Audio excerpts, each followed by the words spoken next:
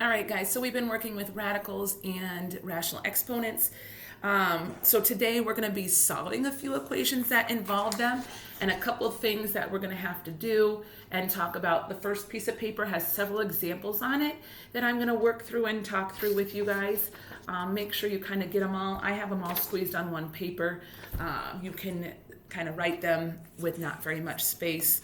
But the first example I would like to talk about, what if we had something very simple to solve, like the square root of x? How did we get rid of a square root? That's right, we had to square both sides. But the only reason, and this is a lot like the other day, the only reason the square root and the square cancel each other out is because this index is 2. And so x squared and a square root cancel each other out, so those are gone. On this side, I could use a calculator to do 5 squared. I would get 25. Okay? But I would also like you to notice something because it's important for down here. The exponent on x is just a plain old 1. So the exponent, when I get x, should have just 1 on it. That's going to be important when I get down here to these two. So look at the index here is 3. In order to get rid of an index of 3, I can't square it like I did on this problem. Since this index is 3, I would have to cube it to get rid of that because they will only cancel if they are the same. And since those are now the same, but if I do that to one side of the equation, I've got to do it to the other side. So 8 cubed, and again, if you're using a calculator, please be careful how you do that. On Desmos, you would use the button. I got my phone right here, but on Desmos, I would be using this button right here that says A with the power of B because I want to have it not just be squared. So right there, it says 8 cubed equals 512. So the answer for that problem would be 512. And so realize, I think I tried to give you guys mostly small answers. One, as we're working through these together, but also on your homework. So if you have a radical, you pick whatever is in the index to get, and take that on both sides and get your answer. Now think about this. I already said this on the last one. This exponent is 1 here. In order to get an exponent of 1 right here, I'm going to have to take something to both sides just like I did right here. I know this might look kind of strange, but I'm giving the answer away so that people know what to do. I'm going to raise it to some power, just like I did here. I squared both sides, but it was a normal old square. Because this is a fraction, what I am going to do is take the reciprocal of it. So since this was 2 over 3, I'm going to take it to 3 over 2, which means that's what I'm going to have to do on this side as well. And I know people always think that's very interesting to see 9 to the power of 3 over 2, but we know we could rewrite that as something, but we don't need to. Desmos, if you're using Desmos, it can actually handle fractions in the exponent. And so if we are careful and still use that same button, I can type in 9 to the power of 3 over 2, and it tells me that my answer is a nice 27. All right? So guys, I'm pretty sure, again, I think I already mentioned this. I know sometimes I do make mistakes. The computer sometimes gives you weird questions and you get big answers. But I was pretty sure I tried to double and triple check that, like when you took the exponent and had to take the inverse, the reciprocal of it, it would give you nice answers. Don't be afraid if there's a fraction and everything. Our calculator will figure it out. All you do is take the reciprocal. Don't change it from a positive to a negative. So does everybody see how here we have negative 3 over 2? Since we have negative 3 over 2, and I know my marker got a little bit crazy there, in order to do that, I keep the negative. You don't switch the sign. Look, over here it was positive, positive. So over here I would need negative, negative. And since it was 3 over 2, this time I'd need 2 over 3. Okay, sometimes we have similar numbers and they switch around. And don't worry at all. Desmos can help you figure it out. And Desmos can help give you your answer. And so let's try in Desmos to type in 1 divided by 729. You're going to want to put all of that in parentheses, right? So you can get a big parentheses. Right now my answer is not nice because I haven't done anything yet. But I would like to take that to the power of, so hit that AB button again, negative 2/3. And guys, if I do that and make Desmos look exactly like my paper does, I get a nice answer of 81. So again, those 4 problems went pretty quick and easy, and hopefully the homework's going to be very similar. Guys, this first paper I'm going to hold up, you're going to feel like you're rewriting something that we wrote before. So I'm going to read as we go, so if you need to pause when I'm done, that's fine.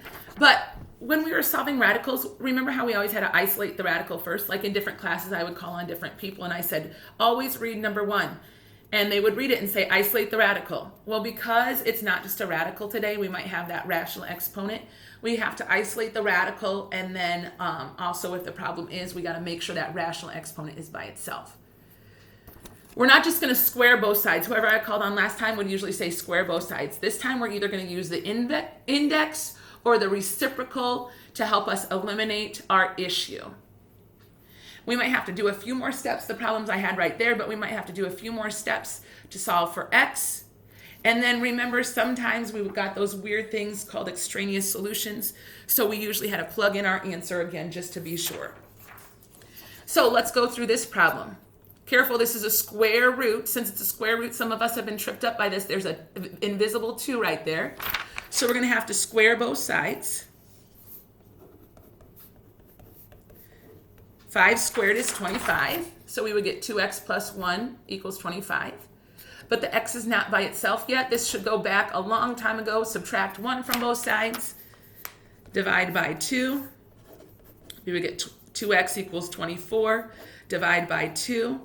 And x would equal 12.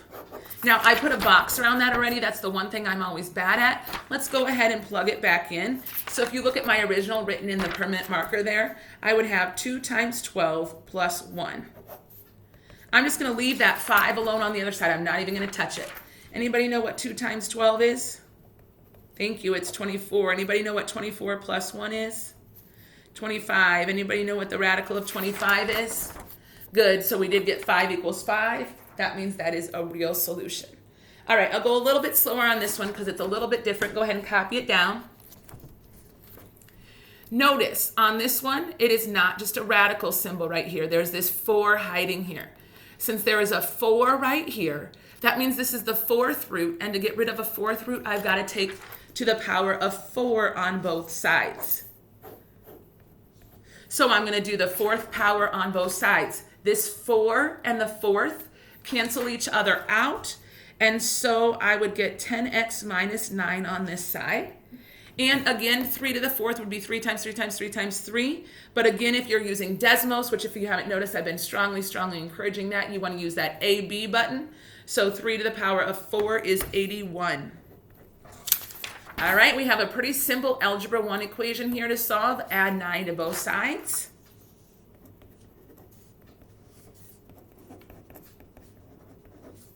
Divide by 10, and x should equal 9.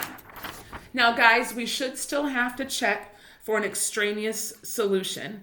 And so here's the deal. Here's your checkpoint for the day today. But there's one later on, so don't think you're out of things just because you got to the first checkpoint. Different calculators have different places and different ways that you have to plug in, like the 4th root, like I have right here. Okay? So what I would like to have you do is right now, plug in 9 underneath, before you come to the Google Meet, plug in 9 underneath right here. So you're going to see what you get when you simplify this.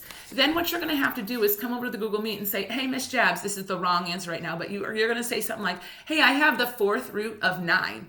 How would I use my calculator? And I'm going to ask what calculator you're using. You're probably, please, having your video on so I can look at what type of calculator you're using and able to help you. Please, a lot of people are going to be coming back to the Google Meet or should be coming back to the Google Meet. So if you click over there, you can't just start talking to me.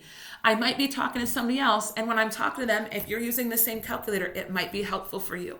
All right? So come over to the Google Meet, and I will let you know how you check your calculator to find the 4th root of whatever you found. All right, so a couple more here. Some of them are this easy on the homework. I know we already did one like this, but let's look at this one right here since this is a 3 halves.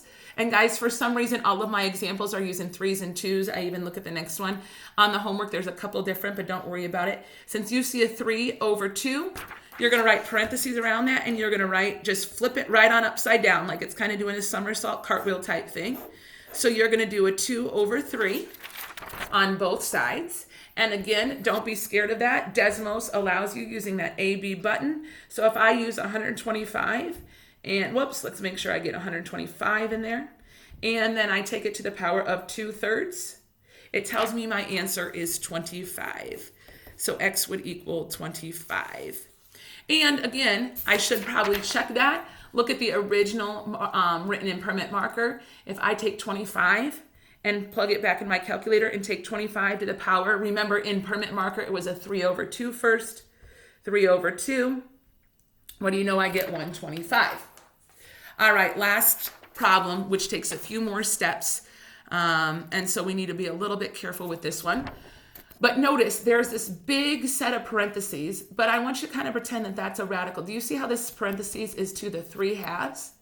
Since that's to the 3/2, we've got to put that in parentheses. And remember, we just take what's ever there and flip it over. We take what's ever there and flip it over.